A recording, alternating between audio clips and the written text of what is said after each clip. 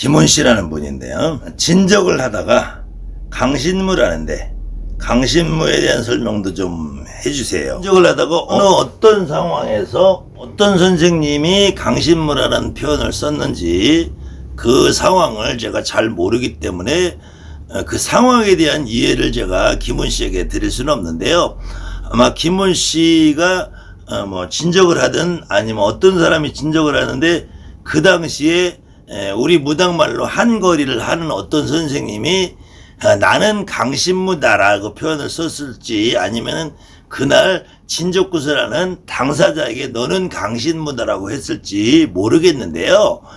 김훈 씨가 느끼기에 지금 구슬하는 당사자 보고 강신무라고 했으면은 이런 의구심을 안 품었을 텐데 이 굿을 진행하고 있는 청배 선생님이 자기는 강신무라는 표현을 쓰니까 김훈 씨가 조금 의아스러운 부분이 있어서 이런 질문을 다른 걸로 보입니다.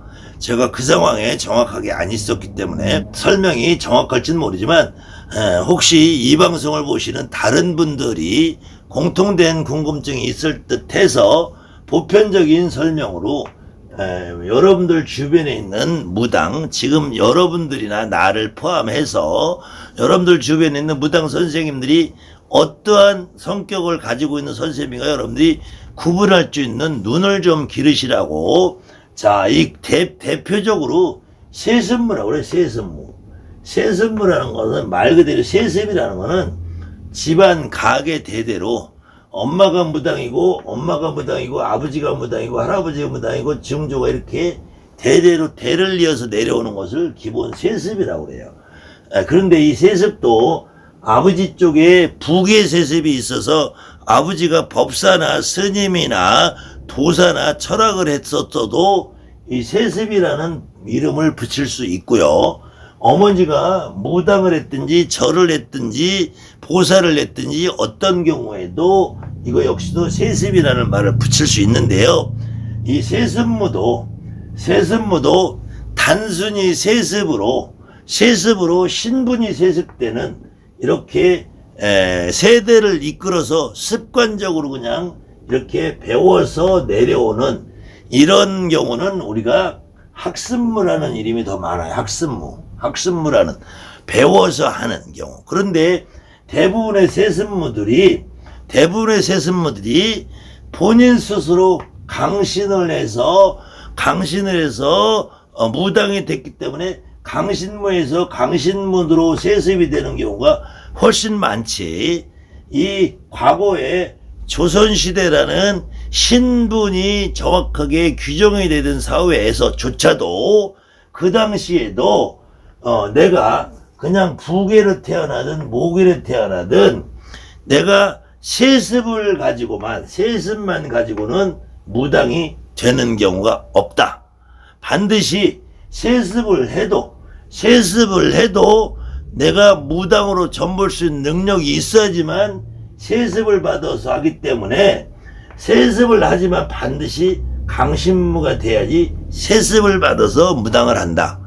아들이 3명 있고 딸이 5명 있어도 그 중에서 무당이 될 사람만 되지 무당이 안 될 팔대를 타고난 사람은 무당이 되지 않습니다. 과거에도 조선시대에도 집안에서 엄마가 무당이라 해도 딸 중에 딸이 하나 있든 둘이 셋 있든 반드시 무당이 될 팔자로 가지고 난 사람이 무당이 돼요. 그렇지 않고 어정쩡해도 무당이 안 돼요. 어떤 경우에는 그때 무당이 안 되면은 악사가 된다든지 법사가 된다든지 무당의 보조 역할을 학습무 역할을 하게 돼. 학습무. 그렇지 않으면은 다시 기대만신이라서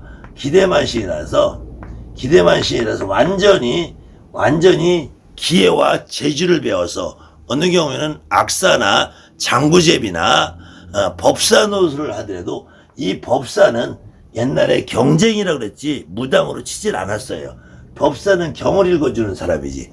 또 지금 같은 혼탁한 시대에는 손금이나 보고 명리나 하는 것들이 무당 흉내를 내면서 지들이 마치 강신무인 양 그렇게 흉내를 내는 것들이 있는데 이런 것들은 완벽하게 학습무지 세습무가 아닙니다.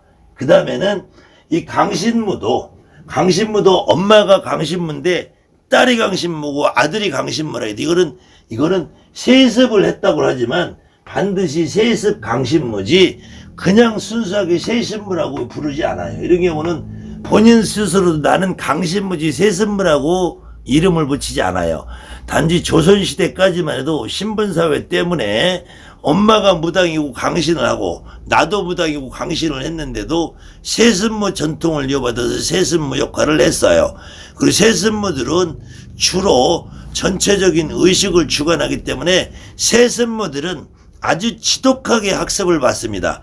내가 아무리 강신을 했었어도 강신을 해서 신점을 정확하게 보더라도 지독하게 학습을 배우기 때문에 학습을 배워서 굿거리 절차나 격식이나 형식이나 춤추고 노래하는 것을 더 엄하고 더 전통적으로 배우기 때문에 과거에는 이 강신무들이 이 구판을 주도적으로 이끌어 나가는 학습 역할까지 같이 해서 이 강신무가 결국은 무업을 세습을 하든지 강신무가 무업의 학습을 주도적으로 하든지 했는데 지금은 시대적으로 이 강신의 정도가 굉장히 떨어지는 강신의 정도가 떨어져서 점을 보는 능력이 많이 부족한 분들이 주로 학습문을 해서 여자들 같은 경우에는 주로 청배보살이 돼. 청배보살 분명히 강신무라고 입문을 했는데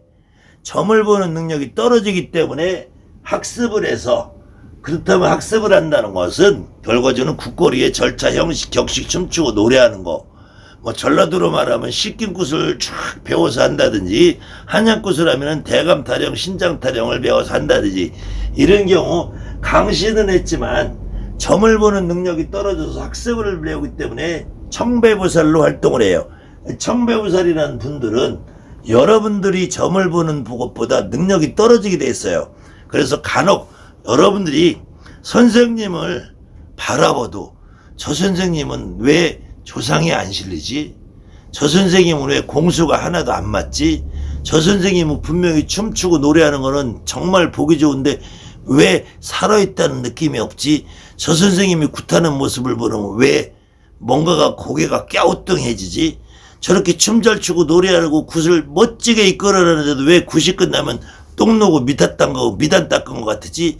이런 분들이 바로 강신을 했다고 하는데 점을 보는 능력이 떨어지기 때문에 학습을 하는 청배보살이 되는 거예요.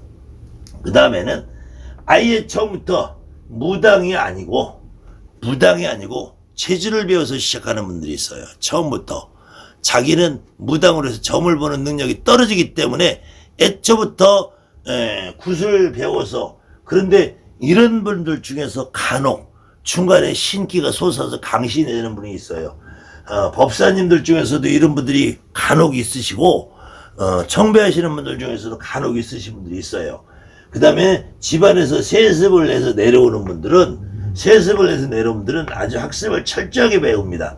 그래서 과거에는 이 경기도 지방에서는 산이나 활행이라는 이름을 붙였고요.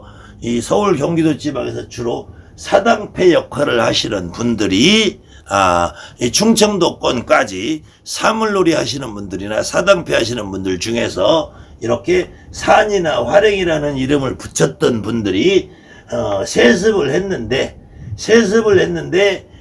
신기가 좀 떨어질 수도 있고 아니면 세습을 했는데 신기가 왕성한데도 불구하고 이 재주를 비우는 능력이 뛰어나서 아주 완벽하게 국거리라든지 문서라든지 고장이라든지 사물이라든지 잘 하시는 분들이 있어요.